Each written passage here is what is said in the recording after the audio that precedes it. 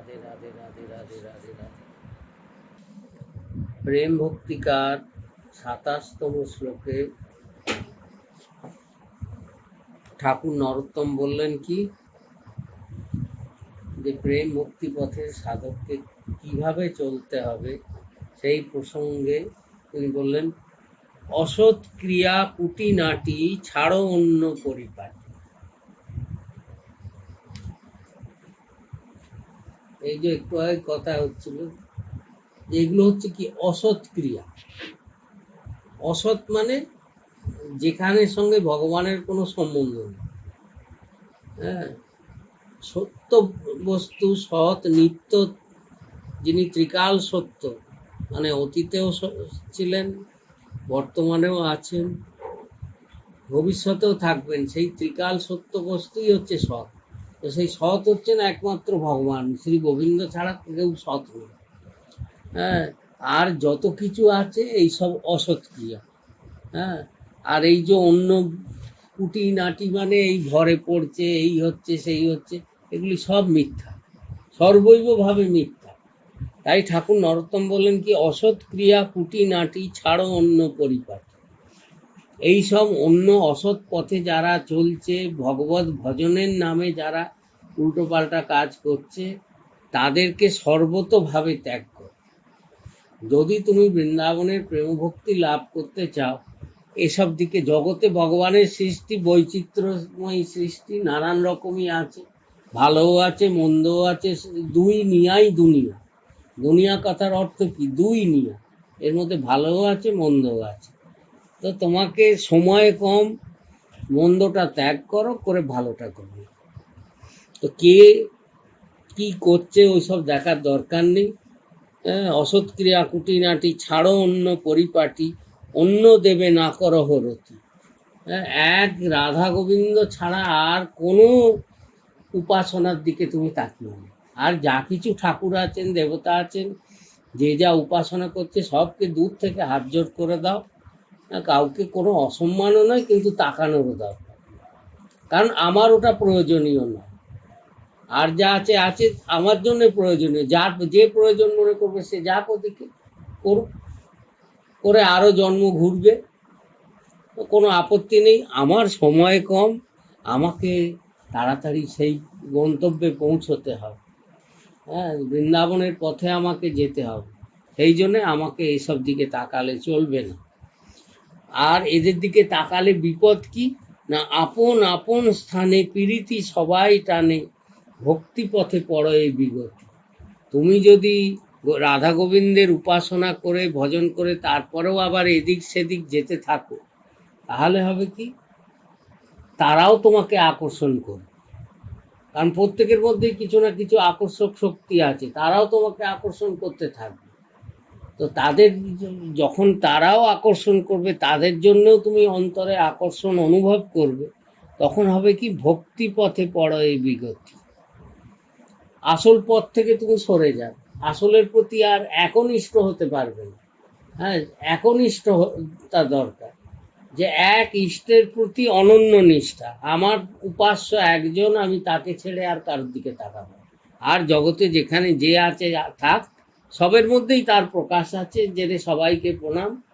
হ্যাঁ, তুলসীদাসজিও বলেছেন, সিয়া রাম উময় সব জগে জানি, করহুঁ প্রণাম জোড়ি যুগ পানি। আমার ঠাকুর সীতারামই সর্বত্র রয়েছেন, এই জন্য সবাইকে প্রণাম, কিন্তু সঙ্গ করা না, দূর থেকে প্রণাম সবাইকে। আপন ভজন পথ তাহে হব অনুরত, ইষ্টদেব স্থানে লীলাগান।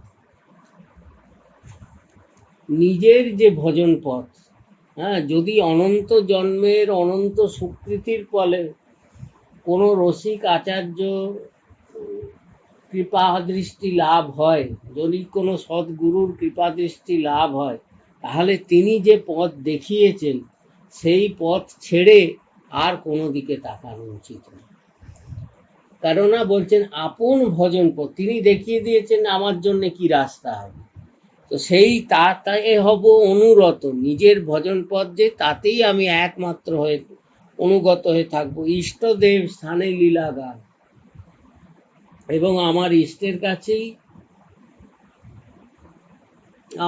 তাঁর লীলা, তার নাম রূপ গুণ লীলা ধাম, এই আমার চিন্তনের বস্তু হবে, এর বাইরে আমি আর কোথাও যাব না। বলে বলছেন কি, নৈষ্ঠিক ভজন এই তোমারে কহিল ভাই, হনুমান তাহাতে প্রমাণ। যে নৈষ্ঠিক ভজন কি, একনিষ্ঠা কি জিনিস, তার প্রমাণ দিয়েছেন হনুমানজি।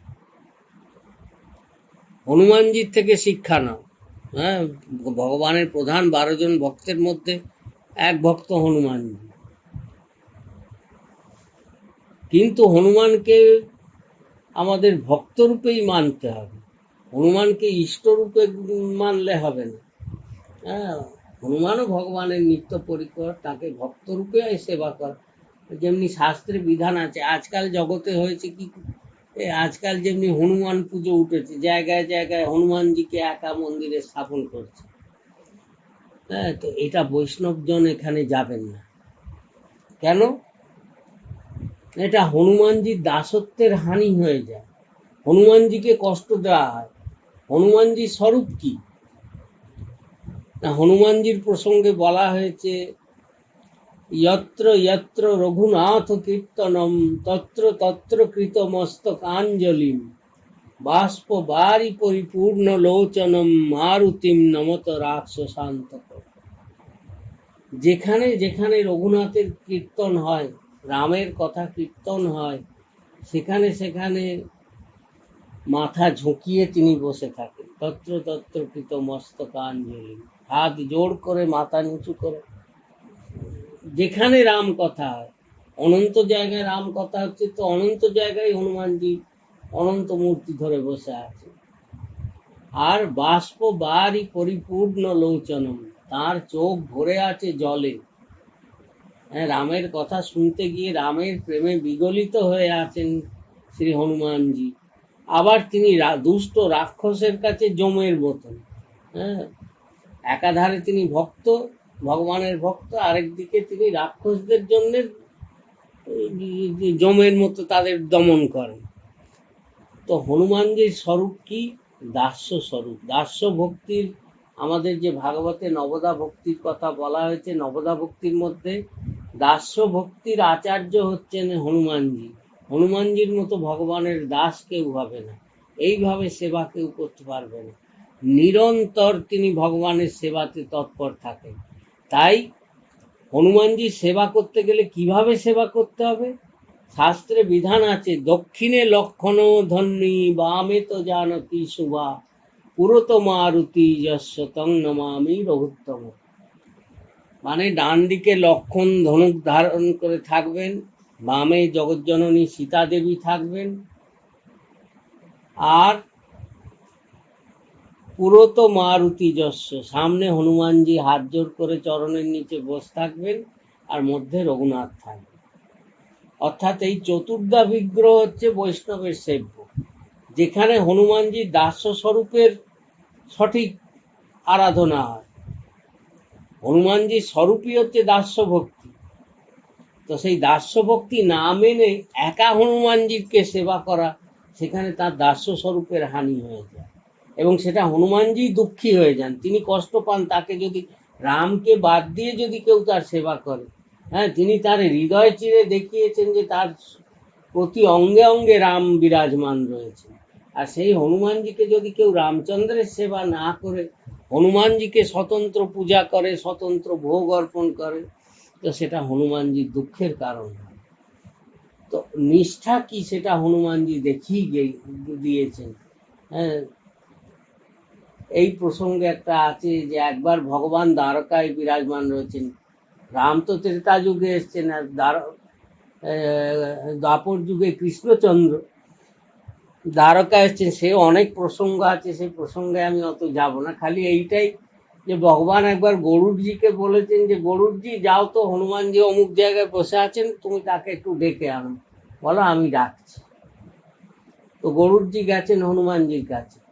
হনুমানজির কাছে গিয়ে বলছেন, হনুমানজি আপনি চলুন, আপনাকে ডাকছেন। বলে কে ডাকছেন? বলে দ্বারকাধীশ, দ্বারকার প্রতি যিনি, তিনি আপনাকে ডাকছেন, দ্বারকানাথ আপনাকে ডাকছেন, আপনি চলুন। হনুমানজি বলছেন, কে দ্বারকানাথ? আমি তো চিনি না। দ্বারকানাথ তো চিনি না, আর তার সঙ্গে আমার কি সম্পর্ক? আমাকে ডাকলেই বা আমি যাবো কেন? আমাকে কি যে কেউ ডাকলেই আমি যাব? হনুমানজি যে জানেন না তা কিন্তু নয়। তাহলে এই প্রসঙ্গ কেন? আবার গরুজি ফিরে এলেন, ফিরে এসে গোবিন্দকে বলছেন যে প্রভু হনুমানজিকে বলতে, হনুমানজি তো এলোই না, উল্টে এইসব উল্টোপাল্টা কথা বলছে। তাহলে কে দ্বারকানাথ? আমি তো চিনি না, আর তার ডাকে আমি যাবো বা কেন? তো গোবিন্দ বলছেন, আরে আরে আমারই বড্ড ভুল হয়ে গেছে, আমি বড্ড ভুল করি। না না, তুমি যাও, গিয়ে বলো দ্বারকানাথ ডাকছেন না, রঘুনাথ ডাকছেন। হ্যাঁ, রঘুনাথ এখন দ্বারকায় এসছেন, দ্বারকা থেকে রঘুনাথ তোমায় ডাকছেন। তো বলতে তখন গরুজি যখন গিয়ে বলেছেন যে এই হনুমানজি চলুন, আপনাকে দ্বারকানাথ ডাকছেন না, রঘুনাথ ডাকছেন দ্বারকা থেকে। তাহলে রঘুনাথ নাম শুনেই হনুমানজি আনন্দে, প্রভু তুমি আমাকে স্মরণ করেছো। গরুজি বলছেন যে চলুন, আপনাকে আমি পিঠে করে, বলে ও হবে, তুমি একটু বসো, আমি আসছি। গরুজি যাওয়ার আগেই হনুমানজি দ্বারকা এসে হাজির, যে আমার রঘুনাথ আমাকে ডেকেছেন, আমি এখন তার অপেক্ষা করতে পারি? তো তাই দাস্য নিষ্ঠা কিরকম সেই প্রসঙ্গে ঠাকুর নরোত্তম শাস্ত্রের একটা শ্লোক উল্লেখ করেছেন, যে হনুমানজি নিজে একবার শ্রীমুখে বলেছিলেন, শ্রীনাথে জানকী নাথে অভেদ পরমাত্মনি। মানে দ্বারকানাথ গোবিন্দে, শ্রীনাথ মানে লক্ষ্মীপতি বলো আর রাধাপতি বলো, যাই বলো, শ্রী গোবিন্দে আর রঘুনাথ পরমাত্মা স্বরূপে অভিন্ন, কেউ আলাদা নয়। ভগবানেরও অনন্ত স্বরূপ আছে, প্রত্যেকেই প্রত্যেকের সঙ্গে অভিন্ন। যেমনি রাম, কৃষ্ণ, নৃসিংহ সবই তো একই স্বরূপ। কিন্তু নৈষ্ঠিক ভজন কিরকম না, আমার যে রূপের প্রতি নিষ্ঠা সেই রূপ নিয়েই আমি থাকবো, আমি আর কারোর দিকে তাকাবো না। তাই হনুমানজি বললেন, শ্রীনাথে জানকী নাথে অভেদ পরমাত্মনি। হ্যাঁ, তারা অভিন্ন, আমি জানি তারা দুজনেই অভিন্ন, দ্বারকানাথ আর দ্বারকাপতি শ্রীনাথ আর রঘুনাথ অভিন্ন, কিন্তু তথাপি সর্বস্ব মম শ্রীরাম কমল লোচন।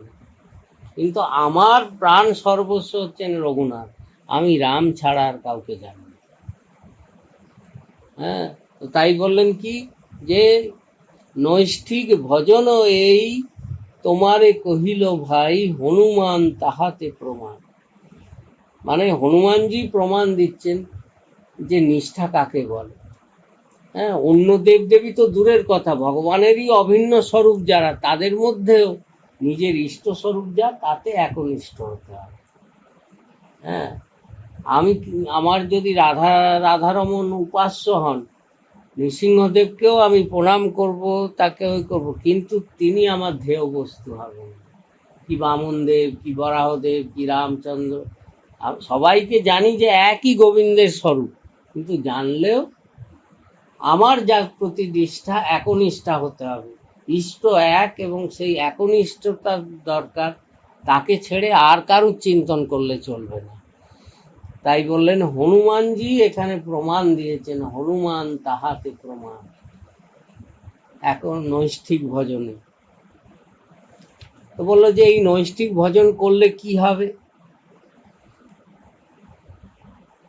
না, ঠাকুর নরোত্তম এখানে বলছেন, দেবলোক পিতৃলোক পায় তারা মহাসুখ।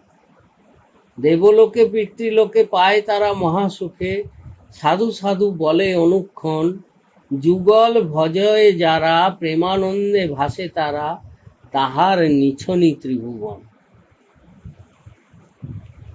এখানেও অনেক রহস্যপূর্ণ কথা আছে। ঠাকুর নরোত্তম দেবলোক পিতৃলোক এদের কথা তুলেছেন কেন? পিতৃলোক মানে পূর্বপুরুষদের কথা, দেবতাদের কথা না। আমাদের শাস্ত্রে বলছে যে এই জগতে আমাদের যারই একটা জন্ম হোক না কেন, যে কোনো বাচ্চার যদি জন্ম হয়, তো জন্মের সাথে সাথে তার 5টা ঋণ থাকে। ফলে কি জ্বালা, সবে যে জন্মেছে সে কার থেকে ধার নিতে গেল, কিন্তু বলছে সে 5টা ঋণ তাকে নিয়েই জন্মগ্রহণ। প্রতিটি জীবেরই, যে জন্মগ্রহণ করছে পৃথিবীতে, বুঝতে হবে সে 5টা ঋণ তার পেছনে লেগে আছে, এবং এই 5টা ঋণ যদি শোধ না করে তার অধোগতি হয়। এটা শাস্ত্রের নির্দেশ আছে। তো 5টা ঋণ মানে প্রথম বলা হয়েছে কি, দেব ঋণ। প্রতিটি মানুষই দেবতাদের কাছে ঋণ। কারণ এই যে আমরা খাওয়া দাওয়া করছি, এই যে অন্ন, মেঘ মেঘ বর্ষা দিচ্ছে, খেতে অন্ন তরকারি শাক সবজি যে উৎপন্ন হচ্ছে, এই দেবতাদের কৃপার ফল। হ্যাঁ, ইন্দ্র, দেবরাজ ইন্দ্র, তিনি কৃপা করছে বলে বৃষ্টি হচ্ছে। বনস্পতির দেবতারা কৃপা করছে বলে ফল ফুল হচ্ছে, হ্যাঁ, লোকে খেতে পাচ্ছে। তো প্রত্যেক মানুষই জন্ম, যখন মনুষ্যকুলে জন্ম হওয়ার সাথে সাথে তার মাথার উপর 5টা ঋণ থাকে। তো প্রথম হচ্ছে দেব ঋণ, দ্বিতীয় হচ্ছে ঋষি ঋণ। হ্যাঁ, মুনি ঋষিদের কাছেও প্রত্যেক মানুষের ঋণ আছে। তৃতীয় হচ্ছে পিতৃঋণ, পিতৃঋণ মানে পূর্বপুরুষদের কাছে। চতুর্থ হচ্ছে ভূত ঋণ, মানে ভূত ঋণ মানে সর্বপ্রাণীদের কাছে। আর পঞ্চম হচ্ছে নৃঋণ, মানে মানুষের কাছে ঋণ, নরজাতির কাছে ঋণ। তো এই 5টা ঋণ প্রত্যেক একটা শিশু সন্তানের যখনই জন্ম হচ্ছে, বুঝতে হবে সে 5টা ঋণ নিয়ে এসছে, এবং জীবনে যদি সে 5টা কাজ না করে তাহলে সে ঋণী থাকবে। সেই ঋণ নিয়েই তাকে চলে যেতে হবে, তার অধোগতি হবে। তো পঞ্চ ঋণ শোধের উপায় কি? বললেন দেবতাদের ঋণ শোধ হবে যাগ যজ্ঞ পূজা পাঠ এইসব যদি কেউ করে, তাহলে দেব ঋণ শোধ হয়ে যায়। তাহলে দেবতারা খুশি হয়ে যায় যে ঠিক আছে, আমার ঋণ থেকে মুক্ত হবে। যে জগতে এসে এই পুজো পাঠ যাগ যজ্ঞ করেছে, দেব ঋণ থেকে মুক্ত। ঋষি ঋণ থেকে কে মুক্ত হবে? ঋষিরা, মুনি ঋষিরা, সাধু সন্তরা, তারা সব শাস্ত্র প্রকাশ করে আমাদের পরমার্থ পথের রাস্তা দেখিয়ে গেছে। তো আমরা যদি দৈনিক কিছু শাস্ত্র গ্রন্থ অধ্যয়ন না করি, তাহলে ঋষিদের কাছে আমাদের ঋণ থাকবে। তাই প্রতিদিনই কিছুটা এই ঋষি ঋণ শোধ করার জন্য, মুনি ঋষিরা যেসব আমাদের সংসার পথে চলার জন্য কিভাবে চলা উচিত, তারা যে শাস্ত্রের মাধ্যমে পথ দেখিয়েছেন, সেই গ্রন্থ আমাদের পাঠ করা দরকার। তো মুনি ঋষি প্রণীত গ্রন্থ পাঠ করলে হয় কি, ঋষি ঋণ থেকে জীব মুক্ত হতে পারে। তৃতীয় হচ্ছে পিতৃঋণ। পিতৃঋণ মানে পূর্বপুরুষ, আমার পূর্বপুরুষরা যারা ছিলেন, তো তারা আশা করেন যে আমার বংশে যে জন্মেছে, আমাদের বংশধারাটা সে অক্ষুণ্ণ রাখুক, অক্ষুণ্ণ রাখুক, অর্থাৎ আমাদের যাতে বংশ পরম্পরা চলতে থাকে, জল পিণ্ড বর্তমান থাকে, মানে আমার যেন ভবিষ্যৎ বংশধর হয়। তাহলে পিতৃপুরুষরা খুশি হয়ে পিতৃঋণ থেকে মুক্ত করে দেন। অর্থাৎ সন্তানের জন্মদান করলে তবে পিতৃঋণ থেকে জীব মুক্ত হতে পারে। তো দেব ঋণ, ঋষি ঋণ, পিতৃঋণ। আর চতুর্থ হলো ভূত ঋণ। ভূত ঋণ মানে এই যে কুকুর, বেড়াল, কাক, কত পশু পাখি প্রাণী, সবার কাছে আমাদের ঋণ আছে। কারণ এরা আমাদের পরিবেশ রক্ষা করছে। হ্যাঁ, কত নোংরা খেয়ে পরিষ্কার করে দিচ্ছে, আমাদের সমাজে সহায়তা করছে। তো প্রতিদিন উচিত কি এদেরকেও কিছু খাদ্য সব দেওয়া। পশু পাখিকে কিছু খাদ্য প্রদান করলে হয় কি, ভূত ঋণ সমাপ্ত হয়ে যায়। নিয়ম করে প্রতিদিনই পশু পাখিদের কিছু আহার্য দেওয়া উচিত, তাহলে জীব ভূত ঋণ থেকে মুক্ত হতে পারে। আর পঞ্চম হচ্ছে নৃঋণ, মানে মানুষের কাছে, মানে আত্মীয় স্বজন, কুটুম্ব,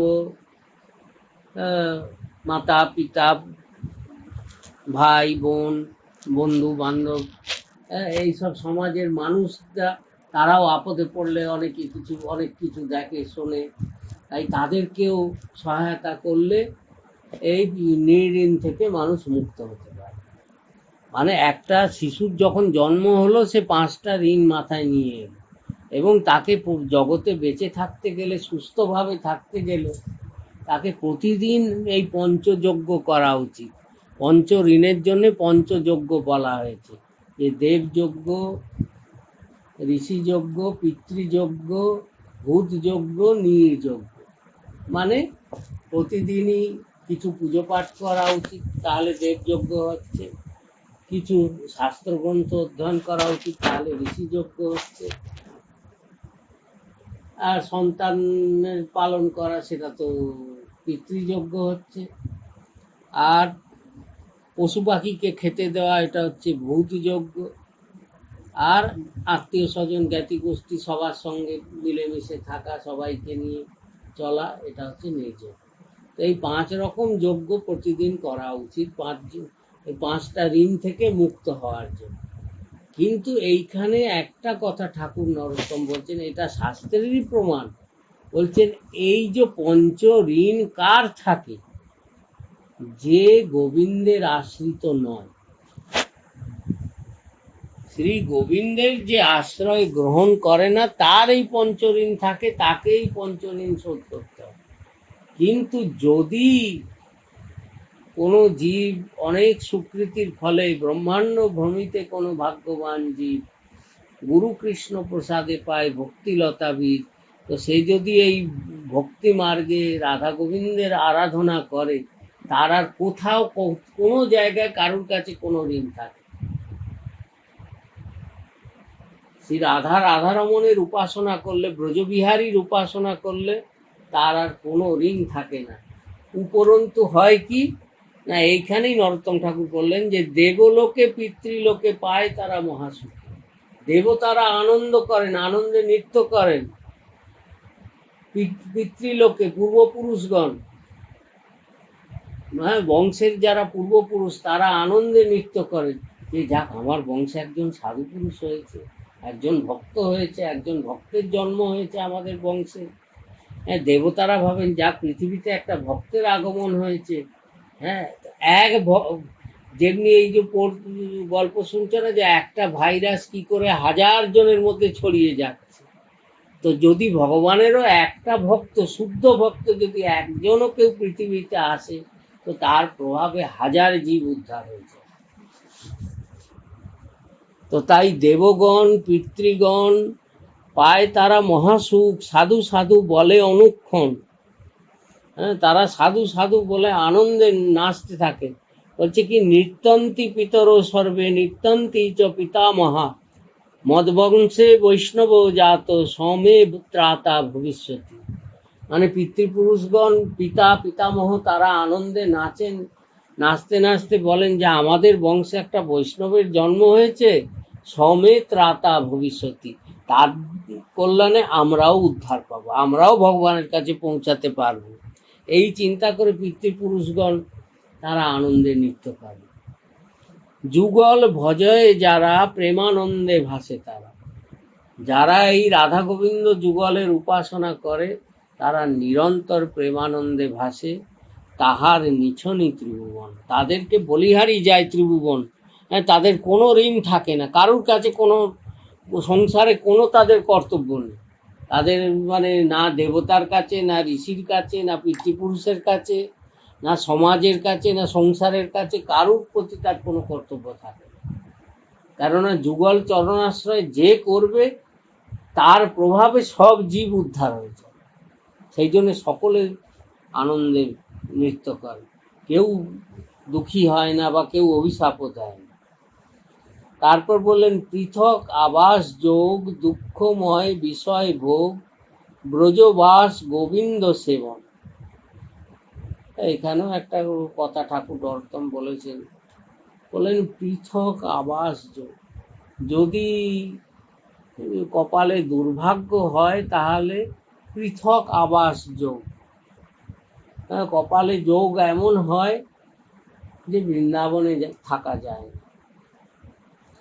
পৃথক আবাস যোগ, দুঃখময় বিষয় ভোগ।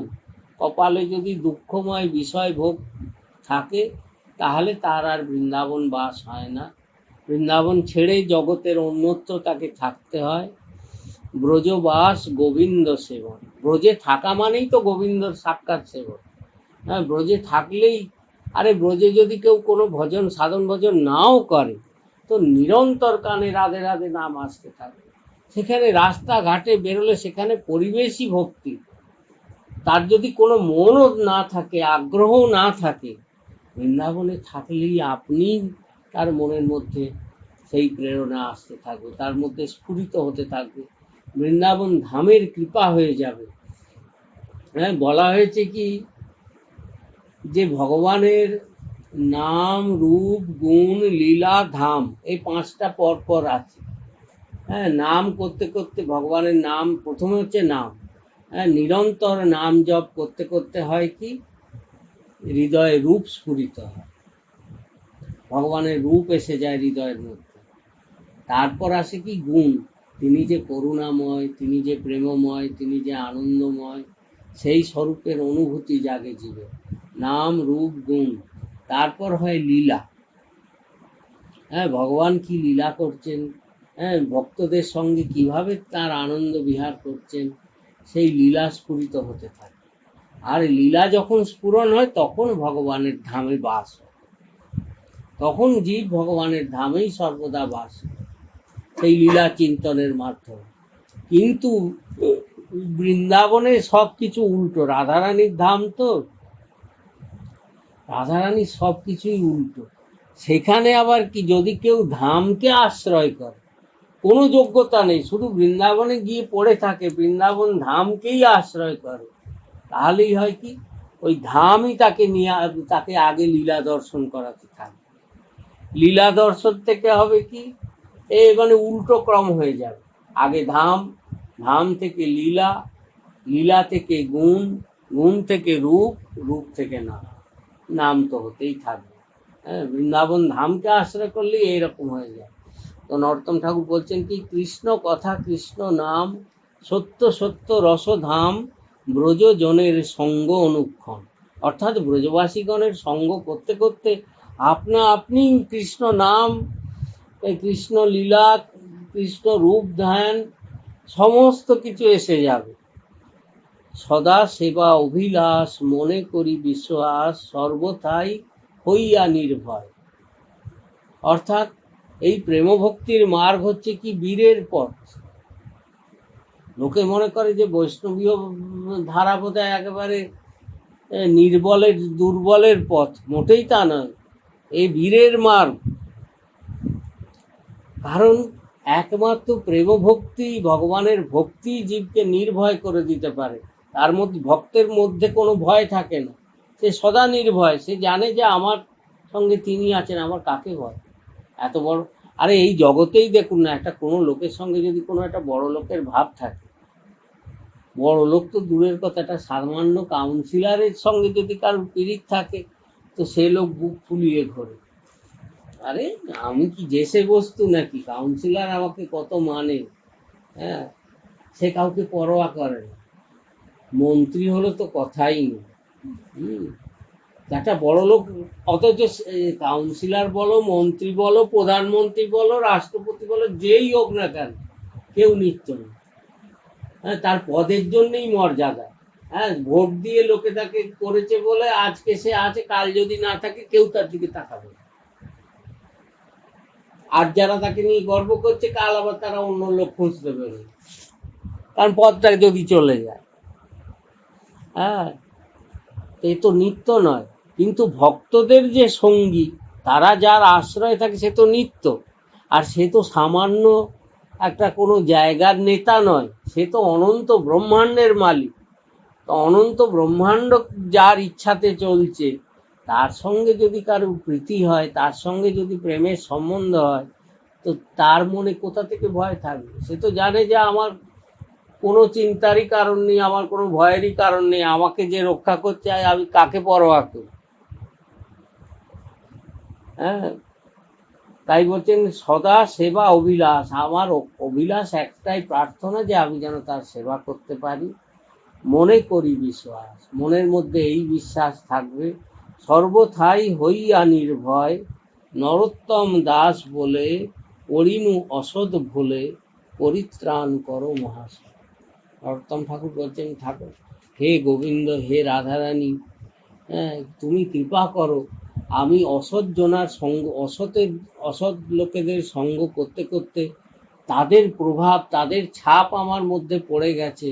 সেই ছাপ তুমি মিটিয়ে দিয়ে আমাকে, আমি তো তোমার সঙ্গে আমার নিত্য সম্বন্ধ, ভগবান ছাড়া আর কারুর সঙ্গে কারুর নিত্য সম্বন্ধ নেই।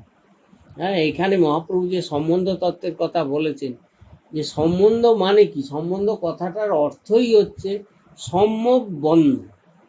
সম্যক কথার অর্থ কি, পরিপূর্ণ, আর বন্ধ মানে বন্ধন। তো সম্বন্ধ কোনো জীবের সঙ্গে জীবের কোনোদিন সম্বন্ধ হতে পারে। প্রতিটি জীব যে যার কর্মফলে এসছে, সংযোগ হয়েছে, যার যেদিন, হ্যাঁ যেমনি একটা রেলে অনেক যাত্রী যাচ্ছে, যার যেই স্টেশন এসে যাবে সে নেমে পড়বে। সে কখনো অপেক্ষা করবে না যে আরে ভাই চলো তোমার জন্য আমি বসে থাকি, তোমাকে ছেড়ে দিয়ে আসবো। হ্যাঁ, এই জগতে আমরা প্রতিনিয়ত দেখছি। হ্যাঁ, বলতে পারো যে একটা দাদু বুড়ো হয়ে গেছে, সে তো আগে মরা উচিত, মরল না, কেননা তার স্টেশন এসে গেছে, তাকে নেমে যেতে হবে। হ্যাঁ, তো কারুর সঙ্গে কারুর কোনো সম্বন্ধ নেই, একমাত্র সম্বন্ধ গোবিন্দের সঙ্গে, পরিপূর্ণ বন্ধন একমাত্র গোবিন্দের সঙ্গেই আছে। তো তা আমরা ভুলে গেছি এই অসৎ সঙ্গ করতে করতে। যাতে সেই সম্বন্ধ আবার জেগে ওঠে, তাহলে আমরা সর্বদাই নির্ভয়ে থাকব। তাই ঠাকুর নরোত্তম গোবিন্দের কাছে প্রার্থনা করছেন যে তুমি তো দয়ার সিন্ধু, অধম জনারও বন্ধু, মোহে প্রভু করো অবধান, পড়িনু অসৎ ভোলে কাম তিমিং গিলে গিলে, ওহে নাথ করো পরিত্রাণ। বললেন কি, দেখো আমি দোষী, আমি অপরাধী, আমি স্বীকার করছি, কিন্তু তোমারও কি গুণ আছে সেটা তোমাকেও তো মানতে হবে। আমি যেমনি স্বীকার করছি আমি অপরাধী, কিন্তু তুমি যে দয়ার সাগর, তুমি যে দয়ার সিন্ধু, এটা তো তুমি অস্বীকার করতে পারবে না। তুমি তো দয়ার সিন্ধু, অধম জনারও বন্ধু। সব শাস্ত্রে বলেছে অধম পাবন, পতিত পাবন। হ্যাঁ, অধম জনার একমাত্র বন্ধু। হ্যাঁ, যারা মানে যাদের দেখার কেউ নেই, তুমিই একমাত্র তাদের আশ্রয়। তো তুমি কেন সেটা ভুলে যাচ্ছ? মোহে প্রভু করো অবধান, আমার দিকে একটু তাকাও, আমার কথা একটু শোনো। বলে আমার অবস্থা কি জানো? হ্যাঁ, ঠাকুর নরোত্তমের তো এরকম অবস্থা নয়, উনি আমাদের মতো সাধারণ জীবের কথা চিন্তা করে উনি ভগবানের কাছে এই প্রার্থনা করছেন। বলছেন পড়িনু অসৎ ভোলে, একে তো আমি অসৎ সঙ্গে পড়েছি, লোকের মিথ্যা প্রলোভন লোকে আমায় লোভ দেখাইয়ে নাচাচ্ছে, আমিও নাচছি। হ্যাঁ, এর মাধ্যমে আমি একে অসৎ সঙ্গে পড়েছি, পড়িনু অসৎ ভোলে, আর কাম তিমিং গিলে গিলে, কামনারূপী তিমি মাছ আমাকে গিলে ফেলছে। হ্যাঁ, বিশাল ছোটখাটো মাছ নয়, হ্যাঁ তিমি মাছ, কামরূপী তিমি মাছ আমাকে গিলে ফেলছে, তার অধীন হয়ে যাচ্ছি। তোমার অধীন আমি হতে পারছি না, আমি কামনার অধীন হয়ে বসে আছি। ওহে নাথ করো পরিত্রাণ। হ্যাঁ, আমি হাত বাড়িয়ে দিচ্ছি। হ্যাঁ, আমাদের নিয়ম কি, কীর্তনকালে 2 হাত তুলে দেওয়া হয়, কেন? আমি পড়ে আছি, প্রভু তোলো আমাকে, হাত ধরে টেনে তোলো, হে রাধারানী কৃপা করে তোলো, হাত তোলো। তাই বলছেন ওহে নাথ করো পরিত্রাণ। পরে বলছেন যাবৎ জনম মোর অপরাধে হইনু ভোর। এটা আমার আজকের ব্যাপার নয়, যেদিন থেকে আমার জন্ম হয়েছে সেদিন থেকেই আমার অপরাধ শুরু হয়ে গেছে। কেন না, প্রতিটি জীব যখন মাতৃগর্ভে ছিল সে ভগবানের কাছে প্রার্থনা করেছিল। হ্যাঁ, মাতৃগর্ভ মানে কি, সে একটা নরক, নরক যন্ত্রণা জীব ভোগ করে মাতৃগর্ভে। উল্টো করে টাঙানো থাকে, সোজা থাকে না তো, মাথাটা থাকে নিচের দিকে, পাটা থাকে ওপর দিকে। আর মা যা টক ঝাল খাচ্ছে সেইগুলো এসে জ্বালা দেয় শরীরে। আর মায়ের পেটের মধ্যে কৃমি কীট যা থাকে সেইগুলো সবসময় কামড়াতে থাকে। হ্যাঁ, আর বাইরের হাওয়া কিছু হাওয়া বাতাস পায় না, ভেতরে গরম, গর্ভের গরমের তাপে তপ্ত হতে থাকে, আর এই সব পোকারা মায়ের পেটের কৃমি এরা সব কামড়াতে থাকে আর উল্টো হয়ে ঝোলে। তখন জীব প্রার্থনা করে যে প্রভু এই নরক কষ্ট আমি আর পারছি না সহ্য করতে, আমাকে কৃপা করে উদ্ধার করো, আমাকে তাড়াতাড়ি বের করো, এই নরক থেকে বের করো। হ্যাঁ, প্রতিটি জীবই তখন গোবিন্দকে ডাকে। হ্যাঁ, জীবের যখন 7 মাস বয়স হয় তখন সে আকুল প্রাণে ডাকে প্রভুকে, যে প্রভু আমাকে মুক্ত করে দাও, আমি কথা দিচ্ছি আমি এবার আর বেরিয়ে ভুল করব না, আর আমি মায়ার অধীন হব না, আমি তোমাকেই ভজন করব, তোমারই শরণাগত হব, তোমাকে ছাড়া আর কোনো দিকে তাকাবো না, তুমি আমাকে বের করে দাও। এই করে যখন জীব প্রার্থনা করে, ভগবান সেই কথা শুনে নবম মাসে বের করে।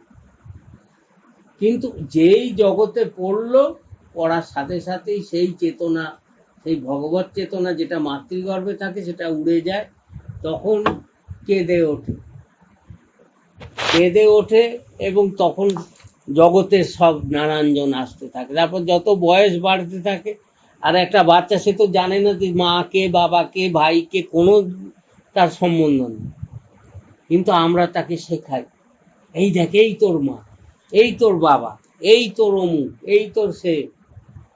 অর্থাৎ তার তো কোনো চেতনাই নেই, তাকে যদি আমরা ভুল কাউকে দেখিয়ে বলে দিই যে এই তোর মা, এই তোর বাবা, সে কিন্তু মেনে নেই, কারণ তার কোনো চেতনা নেই, তার মধ্যে কাম, ক্রোধ, লোভ, মোহ, মদ, মাৎসর্য কিচ্ছু নেই নবজাত শিশুর মধ্যে।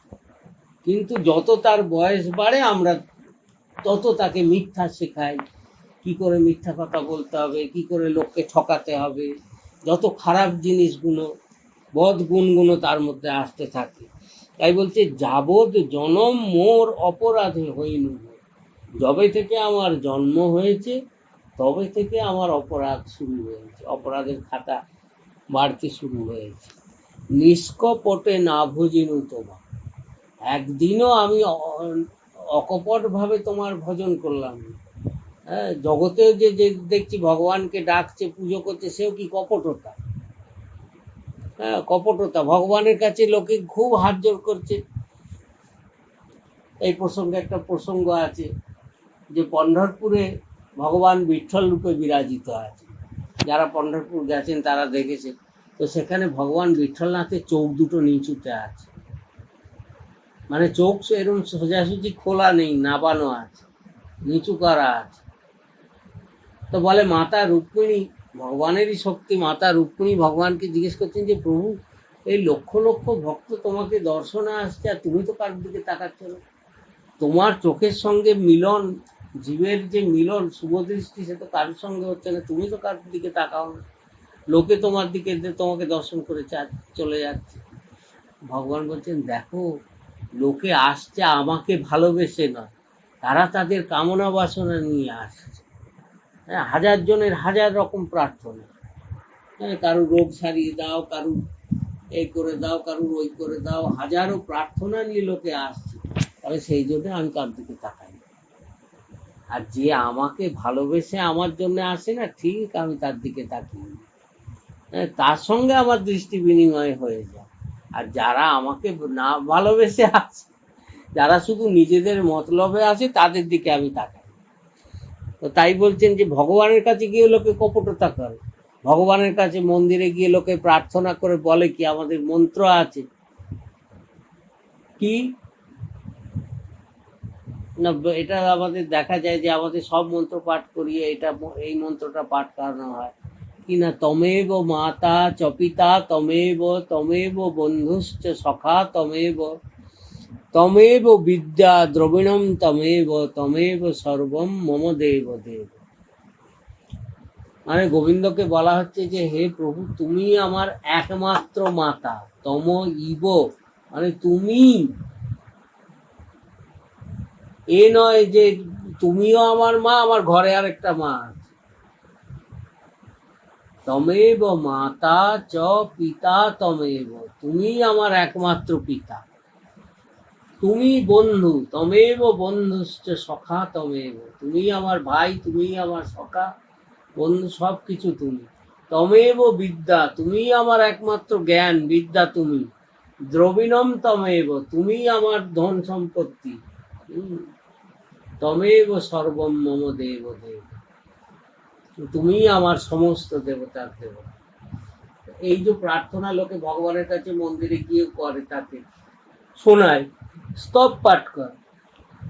তো এই স্তব পাঠ করে কি, যারা করে মানে বুঝে, বেশিরভাগ লোক মানে না বুঝেই করে, আর যারা বুঝেও করে জানে মিথ্যে কথা বলছে, ভগবানকে ধোঁকা দিচ্ছে। হচ্ছে তুমি তুমি মা হতে পারো, তুমি মা, আসল মা আমার ঘরে আছে। তুমি বাবা আমার হতে পারো, কিন্তু আসল বাবাটা ঘরে আছে, কি অমুক জায়গায় আছে। তুমি আমার ভাই হতে পারো, কিন্তু আমার ভাই আলাদা আছে। তুমি আমার সখা হতে পারো, কিন্তু আমার জগতের সখাই, তারাই হলো আসল, তুমি নকল। তো ভগবানের কাছেও কি কপটতা। অর্থাৎ আমরা মন থেকে তো মেনে নিই না, মন থেকে যদি মেনে নিই তাহলে তো আমাদের কিসের অভাব। আমরা যদি তাকেই একমাত্র মা বাবা ভাই বন্ধু সব বলে মেনে নিই, তাহলে আমাদের কিসের অভাব আছে। আমাদের সব দায় দায়িত্ব তার। তিনি আজও ভক্তদের দায়িত্ব তিনি পালন করেন। ভক্ত তার প্রাণ, ভক্তকে বুকে করে তিনি রক্ষা করেন, কিন্তু সেই শরণাগতি কোথায়? তাই নরোত্তম ঠাকুর বলছেন যে নিষ্কপটে না ভজিনু তোমা, তথাপি তুমি সে গতি, না ছাড়িও প্রাণপতি, আমা সম নাহি কো অধমা। কিন্তু তবুও আমার মতো অধম কেউ নেই, হে গোবিন্দ, তুমি আমার প্রাণপতি, কিন্তু আমাকে ত্যাগ করো না। আমি দোষী হতে পারি, সব কিছু হতে পারি, কিন্তু আমি তো তোমারই। হ্যাঁ, আমার সঙ্গে, আমি তো তোমার নিত্য দাস, তোমার সঙ্গে তো আমার নিত্য সম্বন্ধ আছে। আমি স্বীকার না করলেও না জানলেও কি হবে, বাস্তব বাস্তব। যেমনি মহাপ্রভু বলেছেন, জীবের স্বরূপ হয় কৃষ্ণের নিত্য দাস।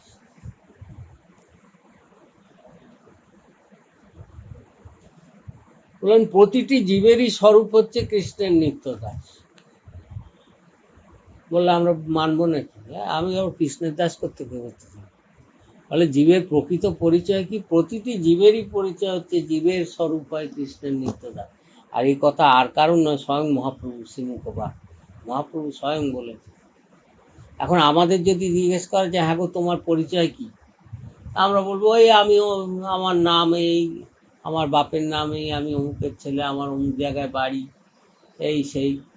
আমরা তো কখনো বলি না যে আমরা কৃষ্ণের নিত্যদাস, এটা আমার পরিচয় বলে কোনোদিনই আমরা বলি না। এখন তাহলে কি করে মহাপ্রভুর কথাটা মানা যায়, যে তিনি বলছেন জীবের স্বরূপ হয় কৃষ্ণের নিত্য দাস? তাহলে হ্যাঁ, আমরা বড় জোর আরেকটু এগিয়ে গেলে বলি আমরা বাঙালি, পশ্চিমবঙ্গবাসী, সেটাও কিন্তু আমাদের পরিচয়, কিন্তু আমরা সেই পরিচয় কাউকে দিই না। আরেকটু এগোলে আমরা ভারতবাসী, পশ্চিমবঙ্গটা ভারতের অংশ, আমরা ভারতীয়, আমার পরিচয় আমি ভারতীয়,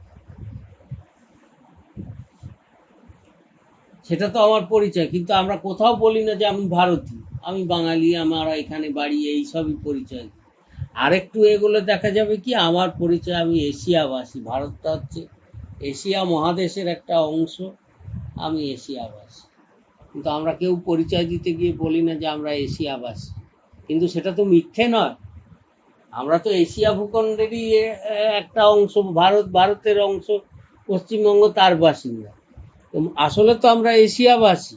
আবার আরো এগোলে দেখা যাবে কি যে এশিয়া মহাদেশটা পুরো বিশ্বের একটা অংশ।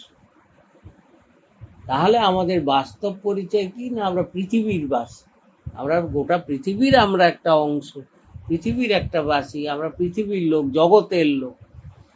আমরা সে পরিচয় দিন, কিন্তু সেটা মিথ্যে পরিচয় না।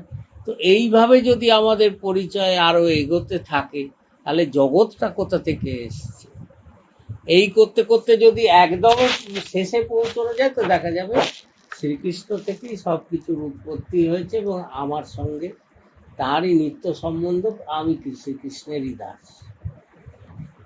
জীবের স্বরূপ হয় কৃষ্ণের নিত্যদান। মহাপ্রভু বলেন কেউ মানুক চাই না মানুক, যে কারণে বলা হয়েছে যে কাউকে অসম্মান করো না। বা অসম্মান শুধু নয়, এখানে তো সঠিক বাংলা শব্দটা আমার আসছে না, আন্ডার এস্টিমেট বলে না, যা এবার খুব অবহেলার চোখে দেখা, হ্যাঁ, এটা তাচ্ছিল্য দৃষ্টিতে দেখা, এটাও ঠিক নয়। কারণ আর যদি তুমি কাউকে মনে করছো যে খুব খারাপ, বাজে, নিকৃষ্ট, কখন কি পরিস্থিতি হয়ে যেতে পারে কেউ বলতে পারে, কখন ভগবানের কার উপর কৃপাদৃষ্টি হয়ে যাবে।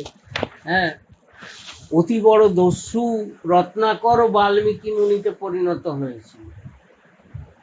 হ্যাঁ, অতি দুষ্টজন হঠাৎ মানে মহাপুরুষের বাবা হয়ে যেতে পারে।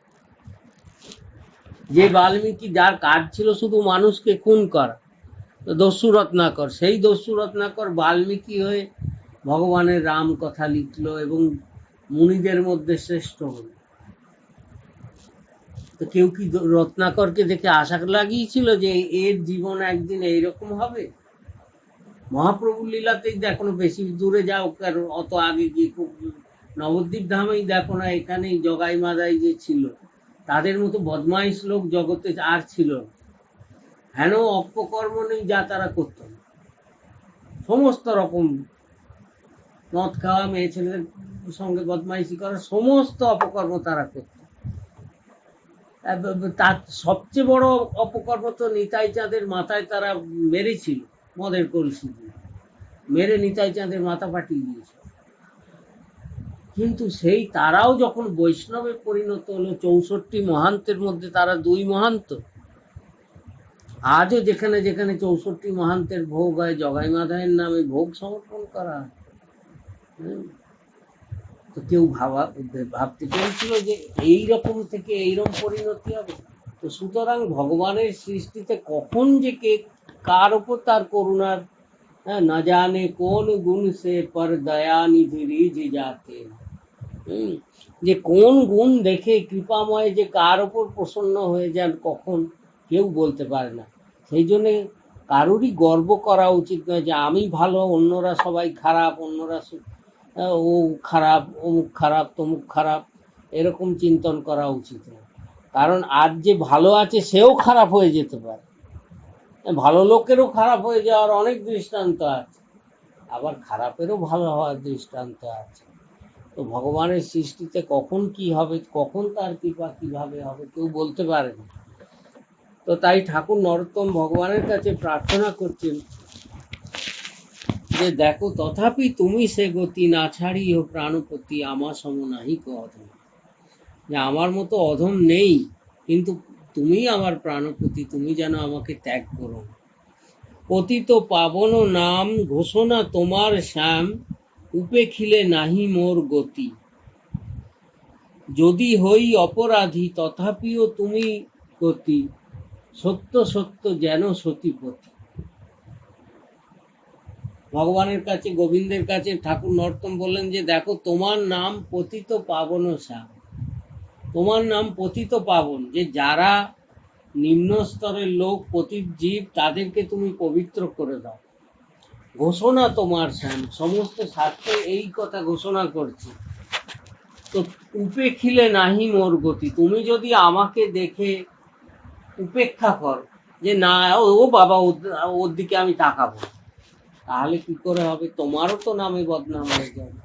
তোমার নাম যে তুমি পতিত জনার বন্ধু, আর আমার মতন পতিত জীবের দিকে তুমি তাকাবে না, এটা হয়?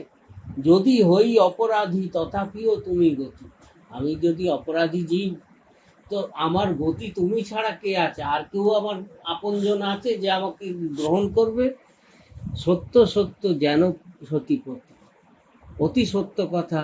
যেমনি সতী নারীর স্বামী তাকে সদাই রক্ষা করে, সতী স্ত্রীকে রক্ষা করার দায়িত্ব তার স্বামীর, তো তেমনি তুমিও আমার নিত্যপতি, আমাকে রক্ষা করার দায়িত্ব তোমার, তোমাকে করতেই হবে। তুমি তো পরম দেবা নাহি মোরে উপেক্ষিবা, শুনো শুনো প্রাণেরও ঈশ্বর, যদি করি অপরাধ তথাপিও তুমি নাথ, সেবা দিয়া করো অনুচর।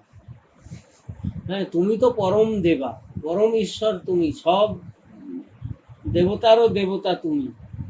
নাহি মোরে উপেক্ষিবা, আমাকে যেন তুমি উপেক্ষা করো না, আমাকে ত্যাগ করো না। শুনো শুনো প্রাণেরও ঈশ্বর, হে আমার প্রাণের ঠাকুর, শোনো আমার ব্যথার কথা। যদি করি অপরাধ, আমি তো অপরাধ করেছি, তথাপিও তুমি না, তবুও আমি জানি তুমি ছাড়া আমার গতি কেউ নেই। তুমি আমার আপনার, তুমি আমার একমাত্র নিজজন। তা আমাকে সেবা দিয়া করো অনুচর, আমাকে তোমার চরণের সেবা প্রদান করে আমাকে তোমার নিজজন করে, নিজ সঙ্গী করে নাও। হ্যাঁ, বলতে গিয়ে নিজের অবস্থার কথা বলতে গিয়ে বলছেন ঠাকুর নরোত্তম, কামে মোর হতচিত, নাহি জানে নিজ হিত, মনের না ঘুচে দুর্বাসনা। হ্যাঁ, কামনায় আমার চিত্ত অস্থির হয়ে আছে। হ্যাঁ, কামে মোর হতচিত, নাহি জানে নিজ হিত। হ্যাঁ, নিজের কিসে হিত হবে, নিজের কিসে কল্যাণ হবে আমি বুঝেও বুঝছি। হ্যাঁ, আমাদের শাস্ত্রেও একটা বলা আছে, চৈতন্য চরিতামৃতে সুন্দর দৃষ্টান্ত বলা হয়েছে, যে চোখে অন্ধর চেয়ে কামান্ধ আরো বেশি অন্ধ। হ্যাঁ, চোখে যে অন্ধ সে করে কি, লাঠি দিয়ে ঠুকতে ঠুকতে ঠকঠক করতে করতে চলে, যাতে গর্তে না পড়ে। কোথায় গর্ত আছে গর্ত বাঁচিয়ে চলে। চোখের যে দৃষ্টিশক্তিতে অন্ধ সে গর্ত বাঁচিয়ে চলে যাতে গর্তে না পড়ে। কিন্তু কামে যারা অন্ধ, কামান্ধ জীব যারা, তারা জেনে শুনে গর্তে গিয়ে পড়ে। তারা জানে যে এর পরিণতি খারাপ হবে, এর পরিণতি কখনো ভালো হবে না, এটা তারা বোঝে, বুঝে শুনেও তারা সেই আগুনে ঝাঁপ দিয়ে মরে। তাহলে কোনটা বেশি অন্ধ? চোখে দৃষ্টির অন্ধ না কামান্ধ? দৃষ্টির অন্ধ তবু এ চেতনা থাকে যে সে গর্ত থেকে সাবধান হয়েছে, আর কামান্ধ জেনে শুনে গর্তে গিয়ে পড়ে। তো তাই ঠাকুর নরোত্তম বলছেন, কামে মোর হতচিত, নাহি জানে নিজ হিত। যারা কামান্ধ হয়ে যায় তারা নিজের কিসে হিত, হিত অহিত জ্ঞান তাদের চলে যায়। তারা মনের না ঘুচে দুর্বাসনা। হ্যাঁ, মনের মধ্যে এত খারাপ বাসনা যে তার উপর কিছুতেই তারা নিয়ন্ত্রণ করতে পারে। বুদ্ধিকে দিয়ে, ভগবান বুদ্ধিকে দিয়েছেন নিয়ন্ত্রণ করার জন্য, কিন্তু সেই নিয়ন্ত্রণ শক্তি তারা হারিয়ে ফেলে। কামান্ধ জীব নিয়ন্ত্রণ শক্তি হারিয়ে ফেলে, সে বুঝতে পারে না যে কি করব কি না করব, জানে যে এটা করলে ভালো হবে না, লোক লজ্জা সব কিছু ত্যাগ করেও তারা নিজের অদক্ষকে ডেকে নেয়। তাই নরোত্তম ঠাকুর বলছেন, মনের না ঘুচে দুর্বাসনা, মোরে নাথ অঙ্গী কুরু, ওহে বাঞ্ছা কল্পতরু, করুণা দেখুক সর্বজন। কিন্তু হে গোবিন্দ, তুমি তো আমার না, আমি খারাপ পথে চলে যাচ্ছি, আমি তলিয়ে যাচ্ছি, তুমি যদি না তোলো তো কে তুলবে? তুমি ছাড়া আর কেউ আছে যে তোলার মতো লোক? কারো সামর্থ্য আছে? জগতের কোনো জীব কি পারবে আমাকে তুলতে? তাই তুমি কৃপা করে এসো প্রভু, মোরে নাথ অঙ্গী করো, আমাকে নিজের বলে স্বীকার করো, একবার মেনে নাও যে আমার। আর ওহে বাঞ্ছা কল্পতরু, তুমি জীবের কাছে তো কল্পতরু স্বরূপ। হ্যাঁ, জীবের শুদ্ধ ইচ্ছা তো তুমি পূর্ণ করে দাও। করুণা দেখুক সর্বজনা, তুমি তোমার যে কত করুণা জীবের প্রতি, সবাই দেখতে পাক, তুমি আমাকে তো তুলে ধরো। মো সম পতিত নাই ত্রিভুবনে দেখো চাই, নরোত্তম পাবন নাম ধর। আমার মতো পতিত জীব আর কোথাও নেই, তুমি ত্রিভুবন চেয়ে দেখো। এইখানেই হচ্ছে ভক্তের বিশেষত্ব, যে যারা অভক্ত তারা ভগবানের কাছে ও সাধু সেজে থাকে, ভগবানের কাছে সামনে গিয়ে দাঁড়াবে, সব যাতে সবাই তাদেরকে ভক্ত বলে, এই মনোবৃত্তি থাকে। আর যারা প্রকৃত ভক্ত, ঠাকুর নরোত্তম কি এই জাতীয় লোক ছিলেন না? কিন্তু তাদের মধ্যে কোনো দোষই ছিল না, তারা ভগবানের নিজজন, কিন্তু তাও তারা আমাদেরকে শিক্ষা দেওয়ার জন্য দেখাচ্ছেন যে দেখো, তার কাছে গিয়ে নিজের মনের দরজাটা খোলো, তোমার ভেতরের স্বরূপটা কি, তুমি যে কতখানি নোংরা সেটা তার কাছে গিয়ে প্রকাশ কর। জগতের কাছে লুকিয়ে থাকো, কোনো আপত্তি নেই, কিন্তু তার কাছে গিয়ে তার কাছে কেঁদে পড়ো, তার চরণে পড়ো, বলো দেখো ঠাকুর, তুমি যদি না দেখো আমার মতো নোংরা জীব কোথায় আছে, হ্যাঁ আমার মতো পতিত জীব, আমার মতো দিনহীন। মানে দেখো সুরদাসজিরও প্রসঙ্গে আছে যে সুরদাসজিকে তার গুরু জগৎগুরু বল্লভাচার্য বললেন যে উনি কবিতা খুব পদ রচনা করতেন। তো যখন গুরুর সঙ্গে সাক্ষাৎকার হলো, তো জগৎগুরু বল্লভাচার্য তাকে প্রথমেই বললেন যে সুরদাস কিছু শোনাও আমাকে তোমার লেখা পদ।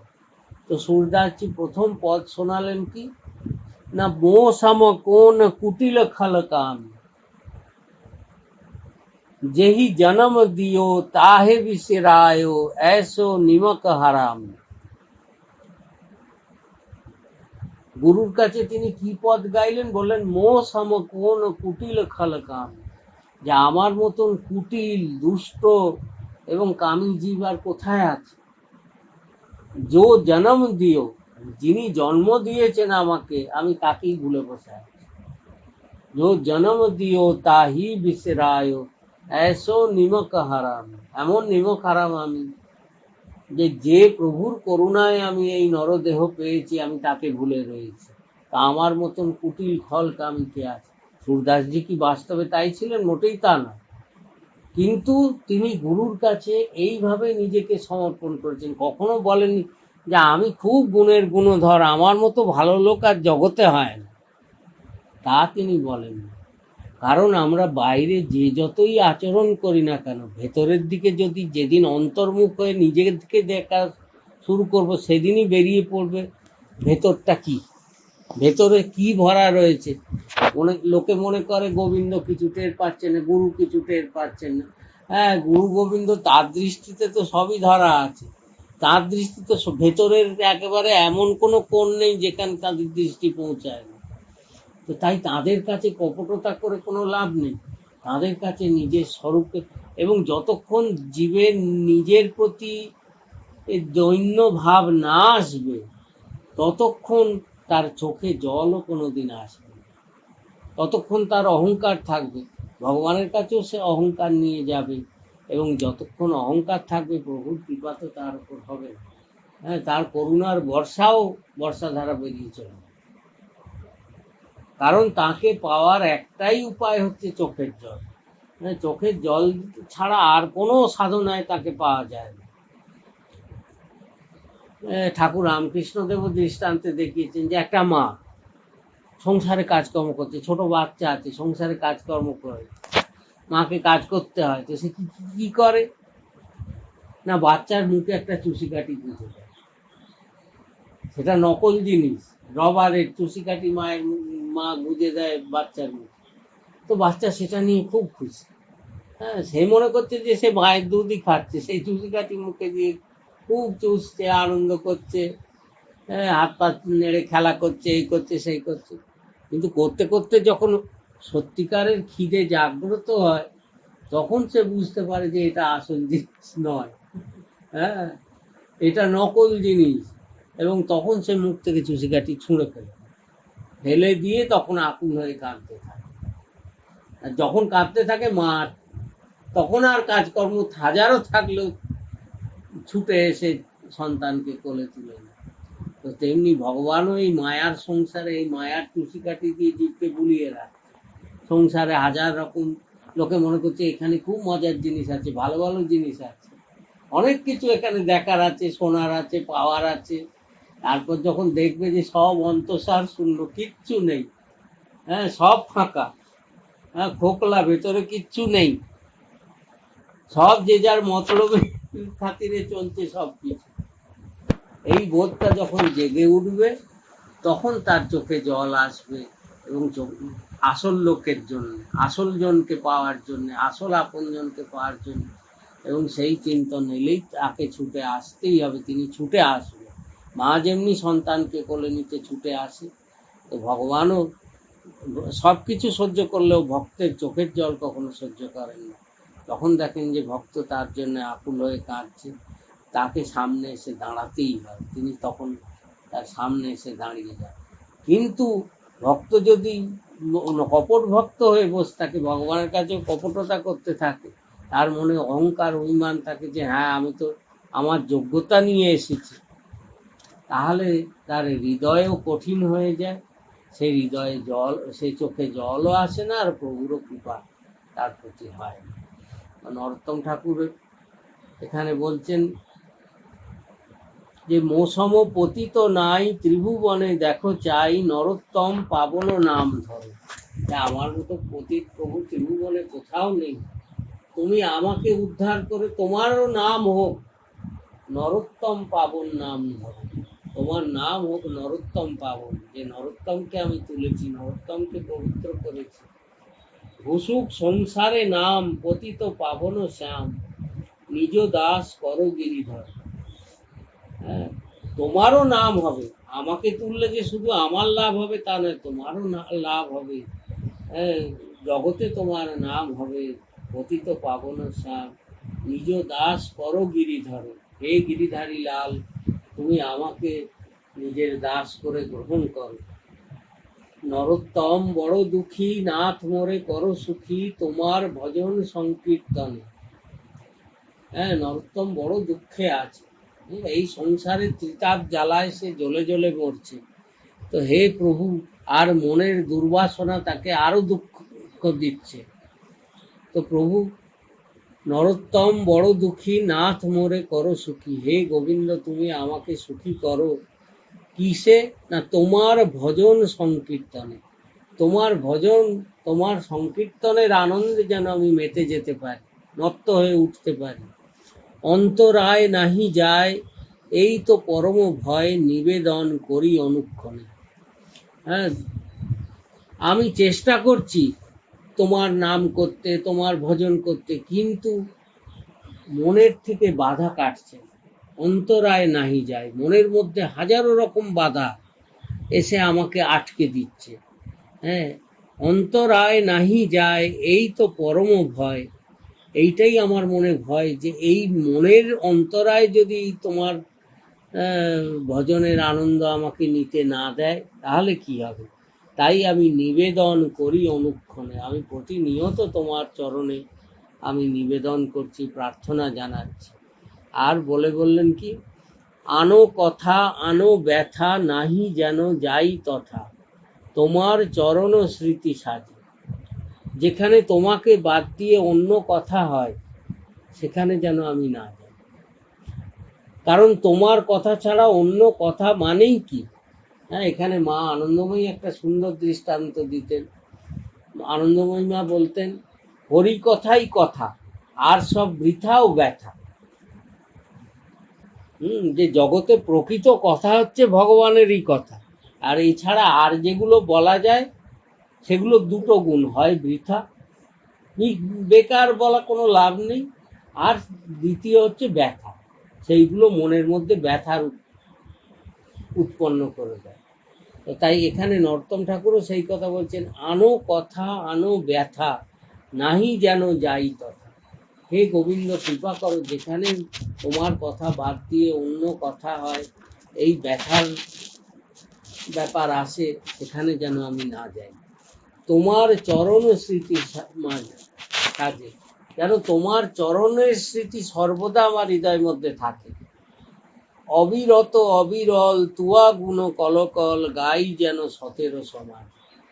আর প্রতিনিয়ত অবিরত অবিরল, আর তোমার গুণ, তুয়া গুণ কলকল, নদী যেমনি কলকল ধারায় বইতে থাকে, আমার মধ্যে দিয়েও যেন নিরন্তর প্রতিনিয়ত তোমার স্মৃতি, তোমার গুণগান চলতে থাকে।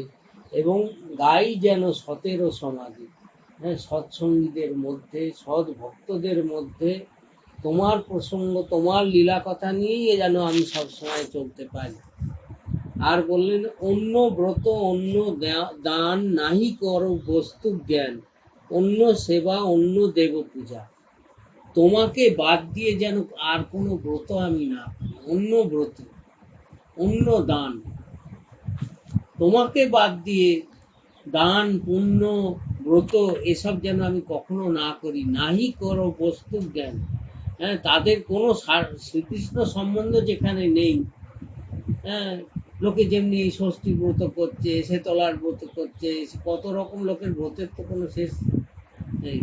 তো ঠাকুর নরোত্তম বলছেন কি, যে যারা ভগবানের আশ্রিত হবে তারা আর অন্য কোনো ব্রত, অন্য কোনো দান নাহি করো বস্তু না, তাদেরকে কোনো বস্তু বলেই মানবে।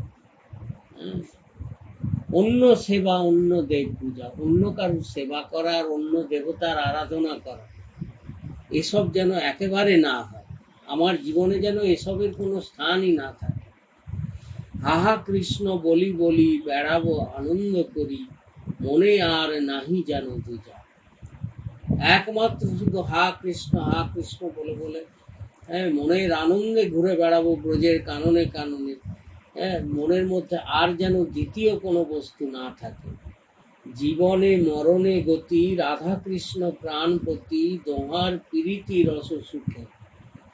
আমার জীবনেও যা গতি, মরণেও তাই গতি।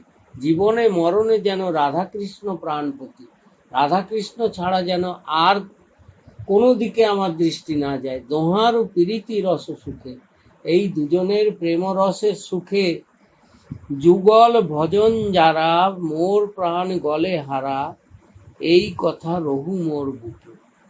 আর এই যুগলের আমি নিজেও ভজন করব, আর যারা এই যুগলের ভজন করে তারাই আমার গলার হার স্বরূপ। এই কথা যেন আমার হৃদয়ের মধ্যে সদা ধরা থাকে, আমি এই প্রার্থনা করি। রাধে রাধে।